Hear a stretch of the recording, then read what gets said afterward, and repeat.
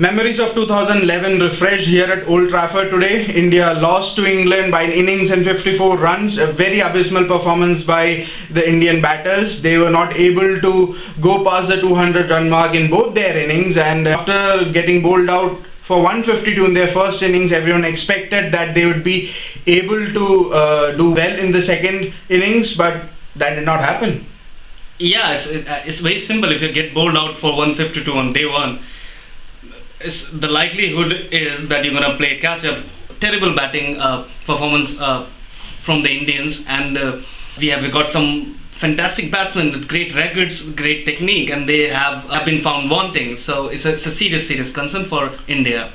And one thing was the openers, they failed to do anything. Kohli, Pujara again a sorry figure in the middle. Dhoni and Rahane not able to tough it out in the middle for a long period. And one interesting fact is that the Indian openers in 40 innings they have just managed 150 run partnership, and they have scored at an average of 18 runs for the opening wicket. A very worrying fact there. It's actually very worrying. It's more so when you go abroad, when you play in England, Australia. It's very important that the openers do well, because the new ball does a lot at the start.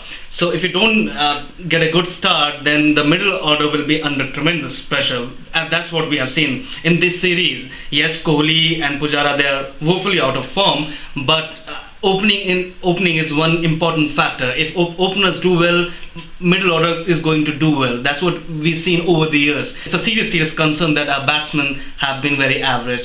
Middle order has been very average. And coming to day 3, something that we saw was Dhoni was very defensive in this tactics. On day 2, if you remember, India got 3 quick wickets and the pressure was applied early on. But today we saw Dhoni starting off with Ravindra Jadeja. Yeah, I mean, Dhoni has this knack of coming up with weird, inexplicable decisions, and it was one of them. The way Varun Aaron bowled yesterday, most captains, I would start with him, but Dhoni has his own way of thinking. It wasn't a good idea to start with Ravindra Jadeja, and I mean, it didn't pay dividends at all. It didn't pay dividend at all, and Josh Butler was dropped on 34 early in the innings, early in the day. In fact, by Virat Kohli, he went on to make 70. Joe Root went on to make 77, and India really missed the trick by allowing England to score over 300 runs and take a lead of over 200. Someone like Pankaj Singh and Ravichandran Ashwin were too inconsistent. Nothing worthwhile came up from those two players. And you compare it with Moeen Ali, the rival spinner. He got 4 wickets out of his 13 overs.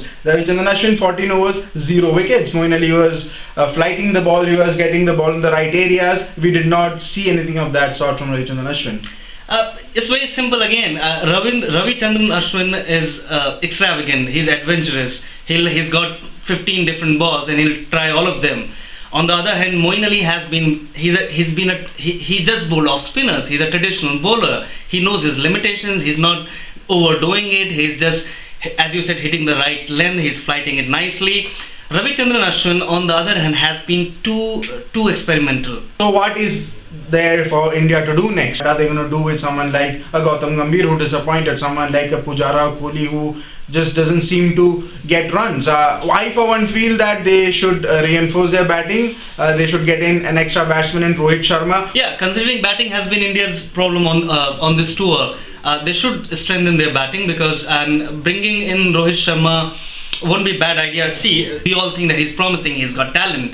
So I mean, we can give him another chance. And as far as Gautam Gambhir is concerned, let me tell you, okay, he has failed in both innings, but the fact is the guy didn't look convincing. He was underconfident, he was too defensive. Let's look at the bowlers.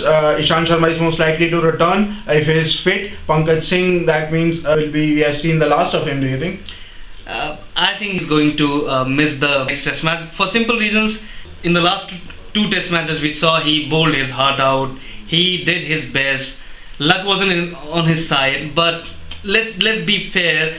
As an international bowler, you need to have some X factor. Yes, he'll gonna surprise you with some great balls, but mostly he'll be bowling those regular stuff. So I think his honeymoon is over. That's my opinion. Pankaj Singh's honeymoon is over, but England's honeymoon seems to have kick-started. Going into Oval, they will have the momentum. 2-1, they lead the series. For India, have to do something to salvage a draw, and we hope that on Independence Day, the 15th of August, the fifth test starts, and we hope for something better from India.